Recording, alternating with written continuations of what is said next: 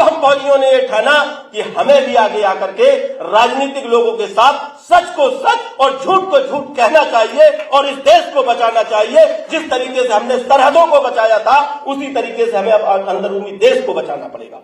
साथियों, जिस तरीके से किसानों के साथ व्यवहार किया गया पिछले कुछ सालों में, एक साल के साथ किसान अपनी मांगों को लेकर, इस देश का अन्नदाता जो देश को बनाने वाला है वो अपनी मांगों को लेकर के अगर देश की राजधानी पर बैठ जाता है तो उसको अपने ही देश में गैरों की तरह उसको लाठियों से मारा जाता है और देश की राजधानी में नहीं घुसने दिया जाता है।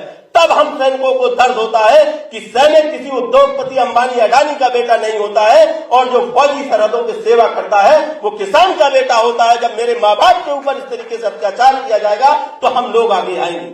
साथियों, उस अपमान का बदला लेने का समय आ गया है। उस अपमान का बदला अगर कोई लेने का समय है तो वो ये समय है, क्योंकि बाबा भीमराव अंबेडकर ने हमारे पास एक ऐसा हथियार दिया है, वो वोट का हथियार है। जो अंबानी के वोट की कीमत है वो एक दलित और एक गरीब, एक मजदूर के वोट की कीमत है। अपनी वोट की कीमत को पहचानो।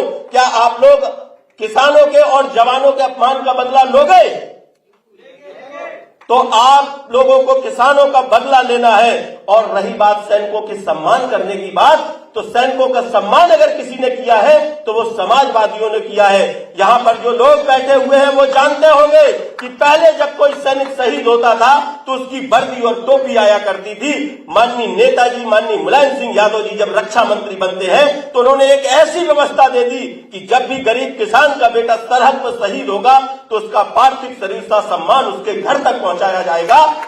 आज जब मेरे जैसा एक सैनिक अपने घर से, अपनी मां से, अपनी बहन से विदा लेकर के सरहद पर रक्षा करने के लिए जाता है तो इस विश्वास के साथ जाता है कि हे मेरी बहन, हे माताजी, मैं देश की सरहद पे रक्षा करने जा रहा हूं और मैं इस घर की दहलीज पर जरूर आऊंगा। अगर जिंदा आ सका जिंदा, वरना तिरंगे में लिपट करके आऊंगा, लेकिन आऊंगा जरूर। अगर ये सम्मान देने का काम किसी ने किया है तो वो समाजवादियों ने किया है।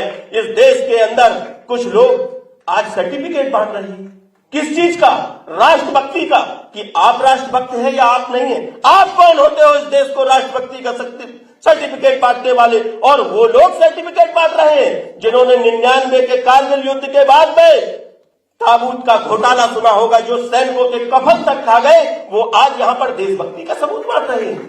साथियों, जब वाजपेयी जी की सरकार थी, जो सीआरपीएफ, बीएसएफ के जवान जो शहीद हो जाते हैं उनको अभी आप लोगों को मालूम नहीं होगा कि उनको शहीद का दर्जा नहीं मिलता है। उनकी पेंशन तक बंद कर दी थी भारतीय जनता पार्टी की सरकार ने। वो लोग आज यहाँ पर देशभक्ति का पाठ पढ़ा रहे हैं। आपको मैं एक दो घटनाएं दिलाना चाहता हूं इस उत्तर प्रदेश की। पुलवामा हमले में शहीद हुए एक हवलदार रावत जी थे, वो आगरा के रहने वाले थे। उनकी पत्नी अपनी कुछ मांगों को लेकर के पिछले दिनों उत्तर प्रदेश के यशस्वी मुख्यमंत्री माननीय योगी जी से मिलने के लिए जाती है तो उनके बेटे और उनको पकड़ के पुलिस इस तरीके से व्यवहार करती है और जाकर थाने में बंद कर देती है जैसे वो इस अपराधी हो। क्या शहीद होना, क्या उसकी शहीद की पत्नी के साथ इस तरीके का व्यवहार होगा तो कौन अपने बेटे को सरहद पर भेजेगा? लेकिन मुख्यमंत्री योगी आदित्यनाथ जी उस शहीद की पत्नी से इतने डर गए कि उसको जाकर के थाने में बिठा देते। जैसे